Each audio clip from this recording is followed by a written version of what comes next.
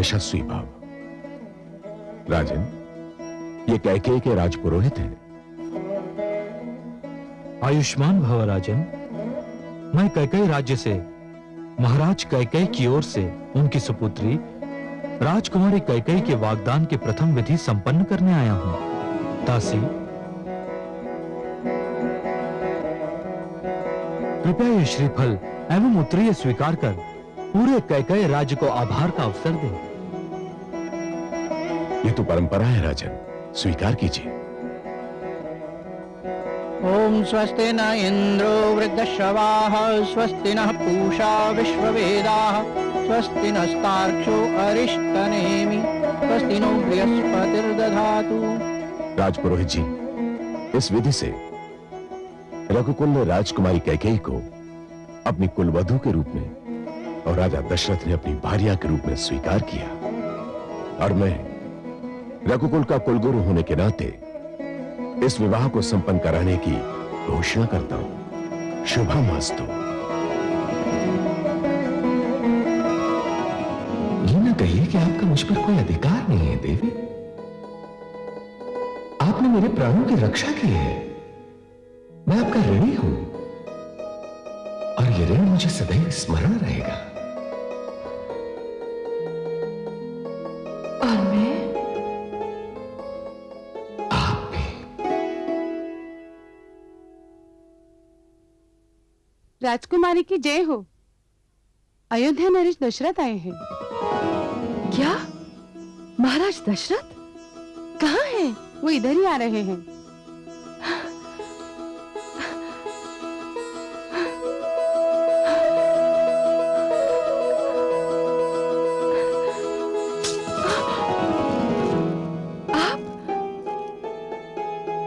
मुझे देखकर आश्चर्य हो रहा है देवी।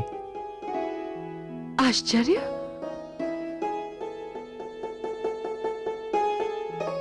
मुझे अपने नेत्रों पर विश्वास नहीं हो रहा है। कहीं मैं स्वप्न? नहीं, ये स्वप्न नहीं है देवी। मैं वही दशरथ हूं जिसका जीवन आपकी वीरता का उपहार है। नहीं, आप वे दशरथ हैं जिनका प्रेम अब मेरे जीवन का आधार है। मुझे समझ में नहीं आता मैं आपका स्वागत कैसे करूं। बुद्धिमान कहते हैं कि जो बात समझ में ना आए वो नहीं करनी चाहिए।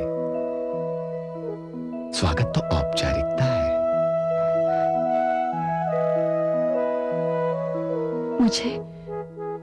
मुझे विश्वास नहीं था कि आप इतनी शीघ्र लौट आएंगे। और मुझे हर पल स्मरण था कि यहां मेरी प्रतीक्षा की जा रही है। और यह भी स्मरण था कि यहां कौन मेरी प्रतीक्षा कर रहा है। मेरे नेत्रों पर आपके चित्र और मन पर आपकी स्मृति का सर्वाधिकार हो चुका है राजन।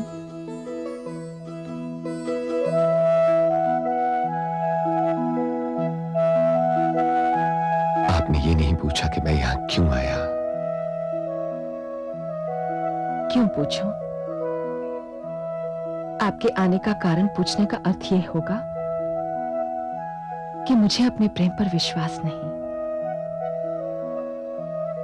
आपका विश्वास जीत गया देवी। राजन। हाँ देवी, मैं वो कहने आया हूं जो पहले न कह सका। आपने मुझे युद्ध में विजय की बधाई देते हुए कहा था कि जीत केवल मेरी हुई थी, आप हार गई थी। ये सत्य नहीं था राजकुमारी कैकेयी। सत्य तो ये है कि युद्ध क्षेत्र में जब आपके काले घने केश खुलकर बिखरे थे और श्रावण की उस घटा से मुझे आपका मुखचंद्र दिखाई पड़ा था, मुझे उसी क्षण विश्वास हो गया था कि मैंने भी अपना बहुत कुछ हार दिया है। मैं जान गया था कि ये क्षण अब जीवन के किसी भी क्षण मेरा साथ नहीं छोड़ेगा। हाँ देवी, मैंने आपके पिताश्री का शगुन स्वीकार कर लिया है।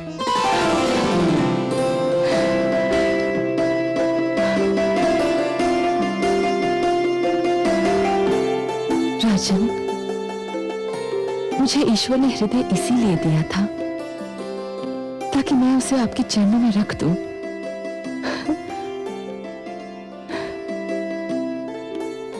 और मैंने उस हृदय को बड़े प्यार से उठाकर अपने हृदय में रख लिया है।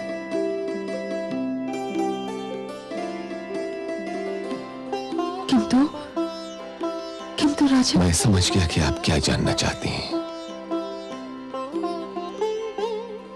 सुमित्रा और कौशल्या ने क्या कहा, ये मैं आपको नहीं बताऊंगा। बस इतना ही कह रहा हूं कि वे दोनों व्याकुलता से आपकी प्रतीक्षा कर रही हैं।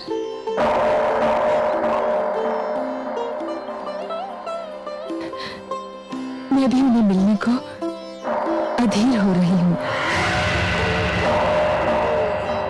आप मुझे जाने की अनुमति दीजिए देवी। वहां अयोध्या में लोग मुझे खोज रहे होंगे, सोचते होंगे कि मैं न जाने कहां जाकर छुप गया।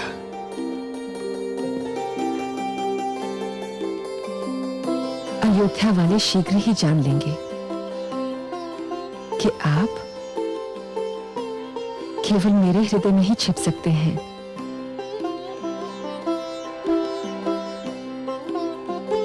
अच्छा देवी,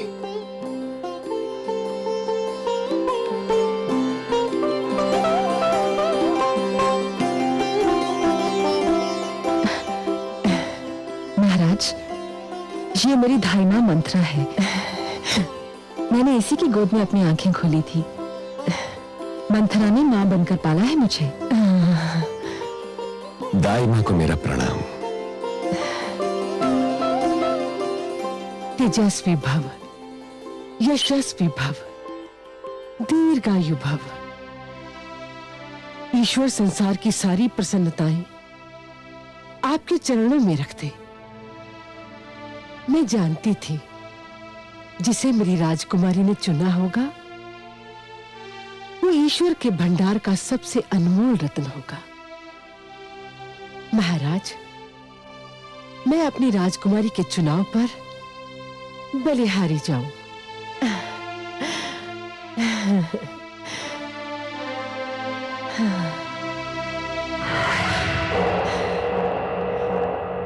वाह पुत्री, चुना भी तो 2 पत्नियों वाला पति।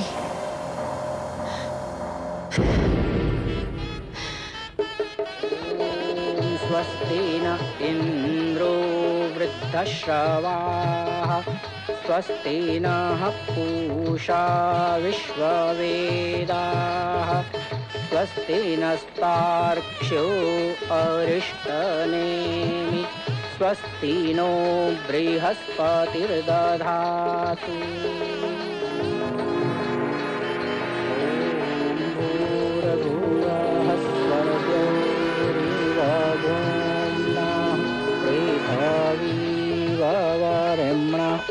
तस्यास्ते पृथ्वी। तेरे संपन्न हुए, अब आप अपने बड़ों से आशीर्वाद लीजिए।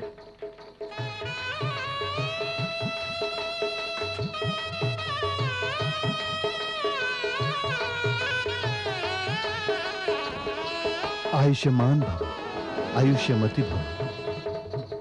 हे महाराज, मैंने अपनी पुत्री को बड़े लाड़ प्यार से पाला है। कभी कोई ऐसा अवसर नहीं आने दिया कि इसकी आंखों में अश्रु छलक पड़े। मैंने इसकी हर इच्छा पूरी की है।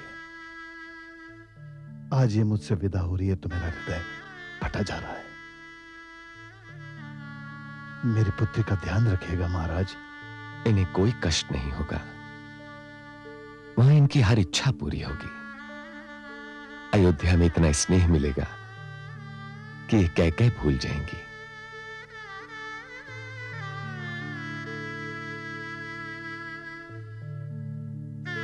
एक और विनती है महाराज। आदेश करें। मैंने आपको बताया था कि मंथरा ने मां बनकर मेरी पुत्री को पाला है। मुझे भली बात याद है। यदि आपको आपत्ति न हो तो मैं मंथरा को कैकेयी की देखरेख के लिए आपके साथ भेज दूं। आपत्ति? मुझे हर्ष होगा।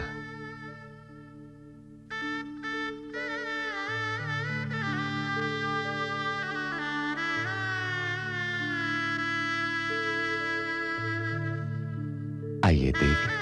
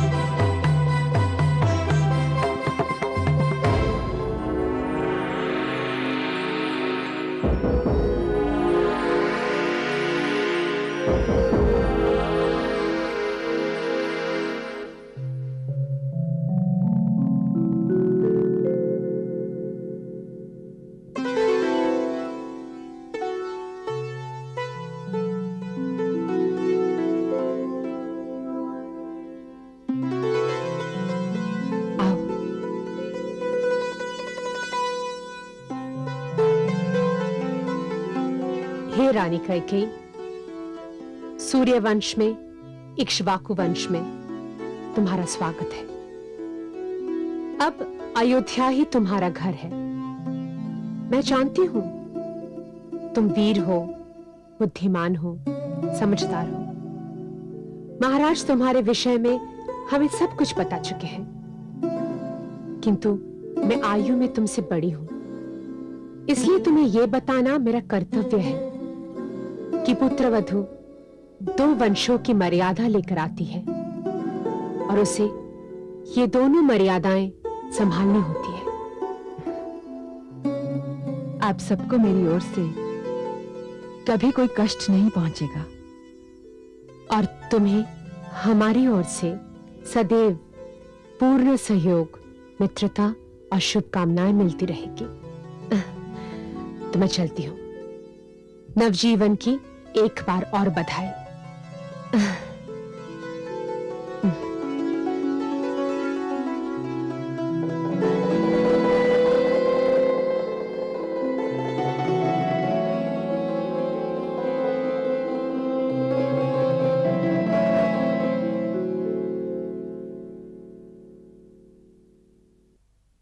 स्वामी, मुझे आपसे ये कहने की आवश्यकता तो नहीं,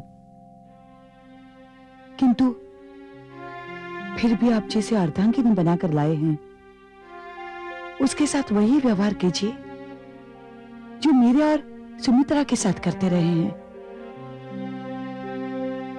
उसके प्रति कोई अन्याय न होने पाए। वो अपना देश छोड़कर आई है, अपने पिता की लाडली है।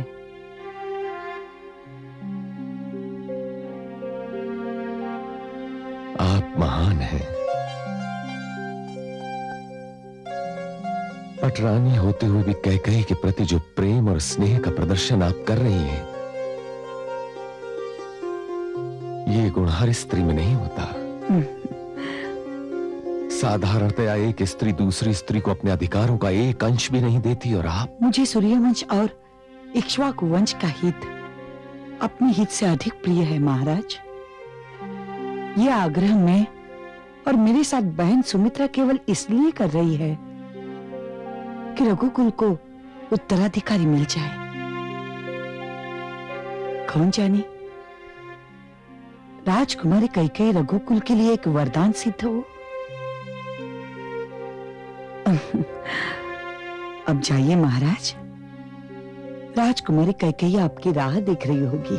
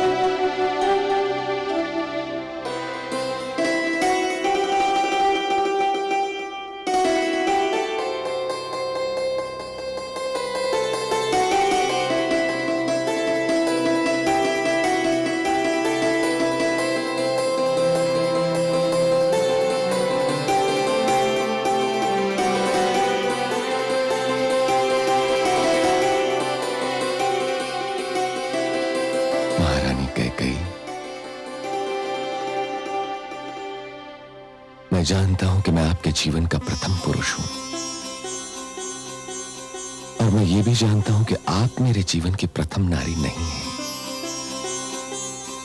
किंतु इसका यह अर्थ नहीं कि आपकी महत्ता किसी से कम है। हाँ, ये संभव है कि आपने जिसे नायक चुना है वो सर्वश्रेष्ठ सिद्ध ना हो।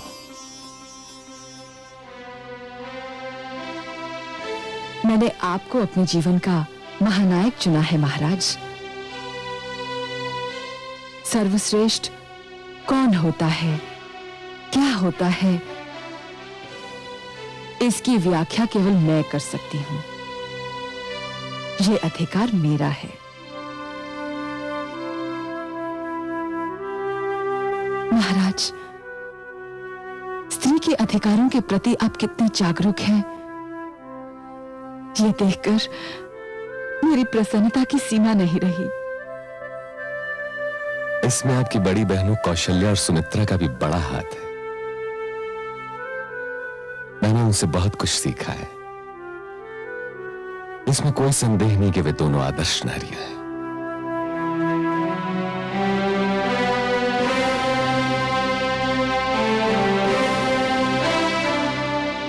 महाराज, इस कुल में आने से मैं धन्य हो गई। आपके संग नवजीवन आरंभ करने से पहले मुझे अपनी बड़ी बहनों से आशीष ले आने दीजिए। चलिए, मैं भी आपके साथ चलता हूं। नहीं महाराज, मैं अकेली जाना चाहती हूं। जैसी आपकी इच्छा।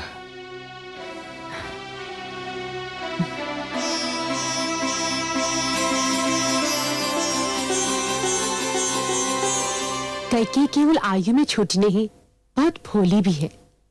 और प्रसन्नता की बात यह है कि उसके मन में हम दोनों के प्रति बहुत आदर है। मुझे भी वो पहली दृष्टि में ही भाग गई। ईश्वर करे वो महाराज के वंश को हरा भरा बना दे। इस भवन में किसी नवजात शिशु की किलकारियां गूंजने लगे। ऐसा ही होगा दीदी। सत्य कहते हो सुमित्रा, यदि कैकेयी के गर्भ से शिशु जन्मा तो मैं उसे अपनी संतान समझकर कलेजे से लगा लूंगी।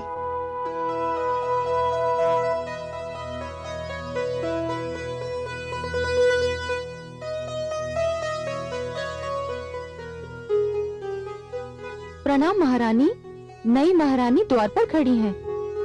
द्वार पर खड़ी है? जी।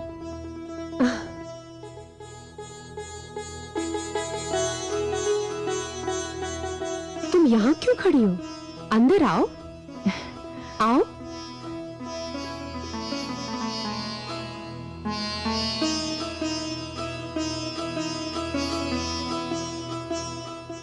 तुम द्वार पर क्यों खड़ी थी बहना? भीतर आना चाहिए था। मैंने सोचा कदाचित आप दोनों कुछ निजी बातें कर रही हैं। अब यहाँ ऐसे कोई निजी बात नहीं होगी छोटी रानी जिसमें तुम सम्मिलित ना हो। अब तुम हम सब के जीवन का अंश हो। नवजीवन आरंभ करने से पहले मैं आप दोनों का आशीर्वाद लेना चाहती थी।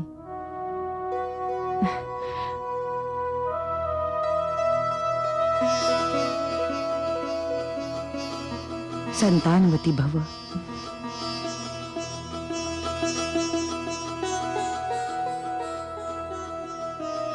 सौभाग्यवती भव। मैं आप दोनों को विश्वास दिलाती हूँ कि मैं आप दोनों की छोटी बहन ही बनकर रहूंगी। और हम दोनों तुम्हें विश्वास दिलाते हैं कि हम तीनों बहनों की भांति मिलकर रहेंगे। अब तुम अपने कक्ष में जाओ, महाराज प्रतीक्षा कर रहे होंगे। चल आओ।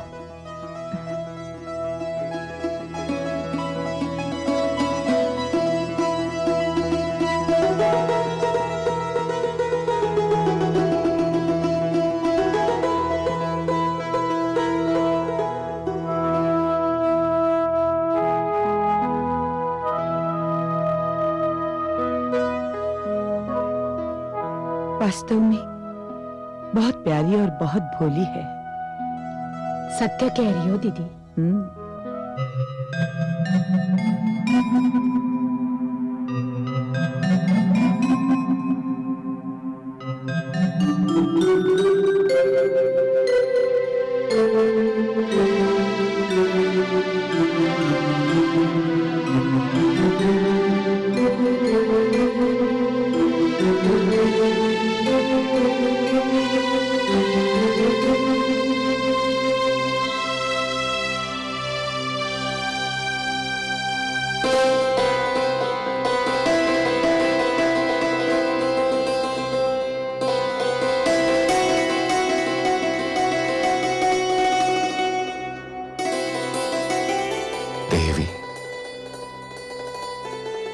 मैंने आपको वचन दिया था कि जीवन में किसी भी समय आप 2 वर मुझसे मांग सकती हैं। आप चाहें तो आज इसी क्षण जो चाहे मांग लें। मुझे आप मिल गए, आपका प्रेम मिल गया, 2 प्यार करने वाली बड़ी बहनें मिल गई, एक बड़ा कुल मिल गया, मुझे एक महान वंश मिल गया है। अब तो ईश्वर से भी कुछ मांगने की इच्छा नहीं रही। आपसे क्या मांगूं? यदि कोई आवश्यकता हुई तो आपसे नहीं तो और किससे मांगूंगी? अभी मुझे कुछ नहीं चाहिए।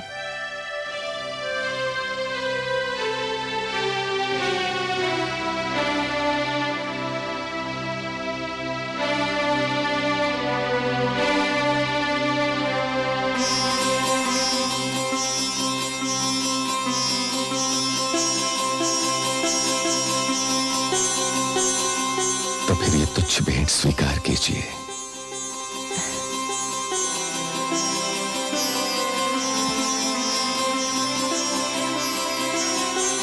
जो आपसे मिले वो तुच्छ हो ही नहीं सकता, क्योंकि उसमें आपके हाथों की सुगंध खुली होती है। महारानी कैकेयी,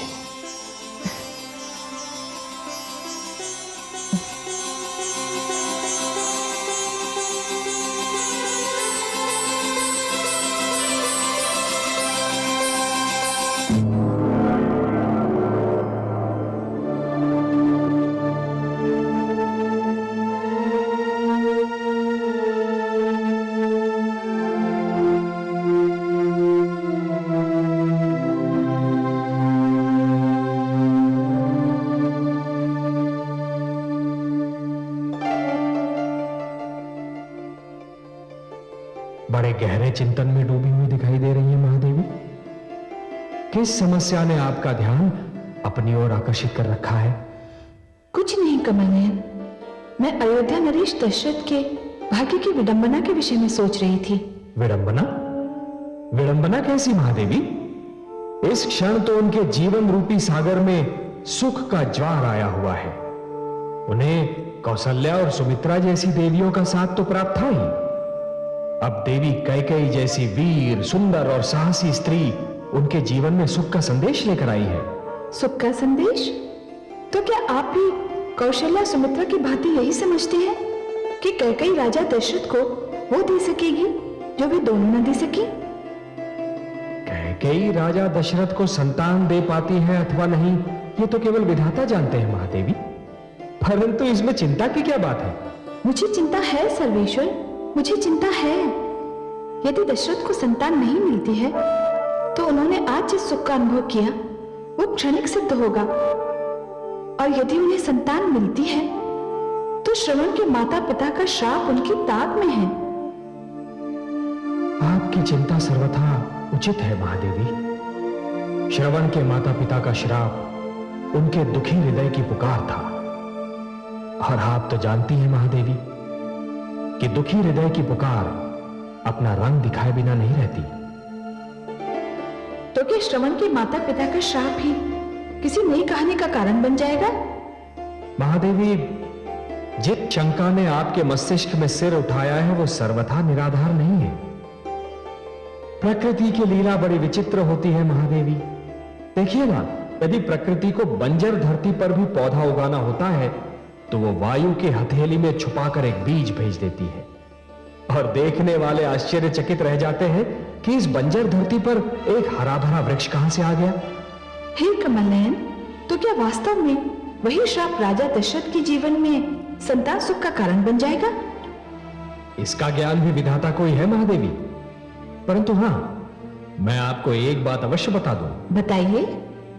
महादेवी, हर कथा का कोई ना कोई कारण अवश्य होता है, हर घटना का कोई ना कोई आधार अवश्य होता है, और हर अनहोनी किसी न किसी विशेष परिस्थिति में ही जन्म ले सकती है।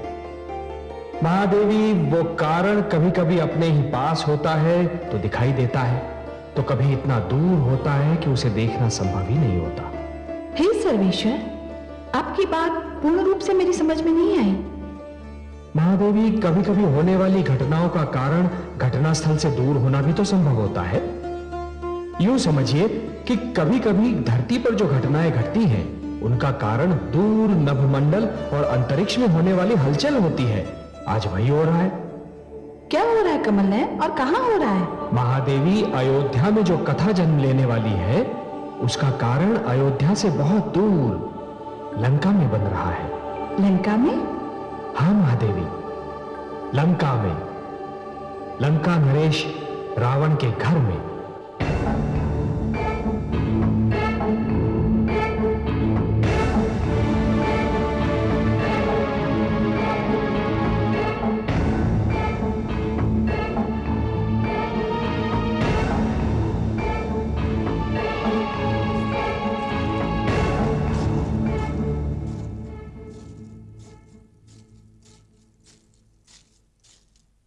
आइए महारानी, विराजिए।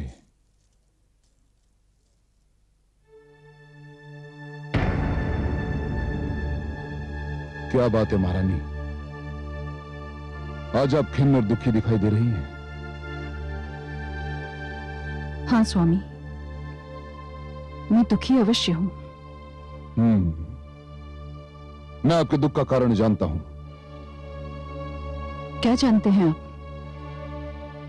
आप मेरे उस दिन के व्यवहार से दुखी हैं जब मैंने युद्ध भूमि से लौटकर आरती का थाल फेंक दिया था, दीप बुझा दिए थे। महारानी, मैं उस दिन के व्यवहार की क्षमा मांगता हूं। मुझे विश्वास है कि आप समझ गई होंगे कि उस समय मेरी मनस्थिति क्या रही होगी। दशरथ के हाथों पराजय ने मुझे अत्यंत हताश कर दिया था, और उसी आवेश में आकर मैं आपका तिरस्कार कर बैठा। स्वामी, वो हमारे घर की बात थी। मैंने आपके क्रोध का कारण जानकर उस बात को भुला भी दिया। तो फिर अब क्यों दुखी दिखाई दे रही हैं? इसका कारण बाहर की बात है स्वामी। घर के भीतर की बात दब सकती है, दबाई जा सकती है, किंतु बाहर की बात न दब सकती है न दबाई जा सकती है। वो वायु के कंधों पर सवार होकर सारे संसार में फैल जाती है। महारानी मंदोदरी, मैं जानता हूं कि आप महान बुद्धिमान हैं। मुझे आपकी बुद्धिमत्ता में कोई संदेह नहीं है, परंतु आप जो कह रही हैं वो मेरी बुद्धि में नहीं समा सका। क्या आप अपनी बात के लिए स्पष्ट और सरल शब्दों का चयन नहीं कर सकती? मैं जानना चाहता हूं कि आपके दुख का कारण क्या है। स्वामी, कुछ ऋषि पत्नियां मेरे पास आई हैं। ऋषि पत्नियां आपके पास क्यों आई हैं? संभवतः इसलिए कि वो समझती हैं कि मैं नारी हूं और नारी होने के नाते मैं उनकी सहायता कर सकती हूँ। क्या सहायता चाहती है वे आपसे? हे लंकेश, सुना है आपने ये आदेश दिया है कि हमारे राज्य की सीमा में जो भी ऋषि यज्ञ करेगा उसे कर भरना होगा। तो क्या राजा होने के नाते मुझे कर लगाने का कोई अधिकार नहीं है महारानी?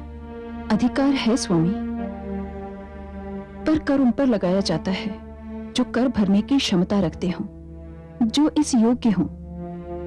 ये दुखियारे तो दान दक्षिणा पर अपना जीवन व्यतीत करते हैं। ये कर भरने के लिए धनराशि कहां से लाएंगे? मुझे तो आपकी चिंता निराधार दिखाई पड़ रही है महारानी, क्योंकि इस समस्या का समाधान तो बहुत सीधा साधा है।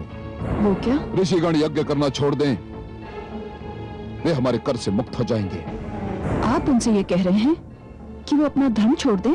मैं उनसे ये कह रहा हूं कि लंका पर मेरा राज्य है, रावण राज्य, और मेरे राज्य में किसी को ऐसा कोई कार्य करने की अनुमति नहीं जो मेरी इच्छा से मेल न खाता हो। क्षमा करें लंकेश, किंतु प्रजा के किसी भी वर्ग से यह कहना कि वो अपना धर्म, अपने सिद्धांत त्याग दे, राजा की महानता के विरुद्ध है।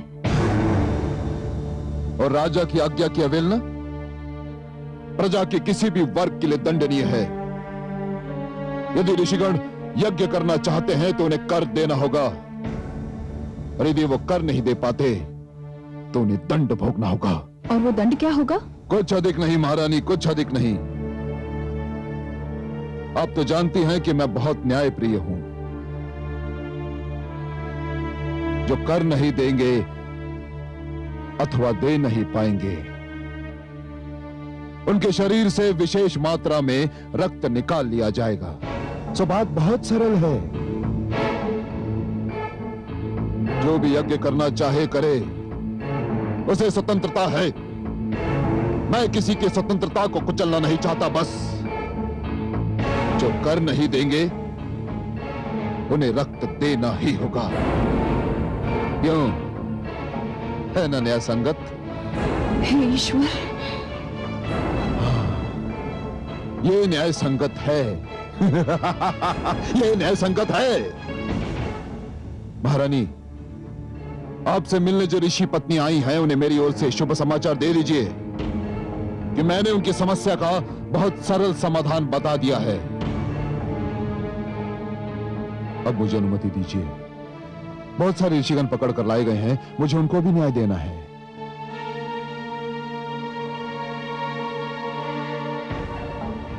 महारानी, स्मरण रहे कि आपका क्षेत्र रनिवास है, मेरा सभागार नहीं। स्मरण रहे।